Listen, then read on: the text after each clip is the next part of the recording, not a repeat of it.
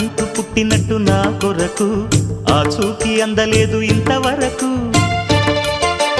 వచ్చింది గాని ఈడు ఒంటి వరకు వేధించలేదు నన్ను జంట కొరకు చూశాక ఒక్కసారి ఇంత వెలుగు నా వంక రాను అంది కంటి కునుకు ఈ అల్లరి గారడి నీలీల అనుకోనా నీ పేరు ప్రేమ అవునా ఇవాళే నిన్ను పోల్చుకుందా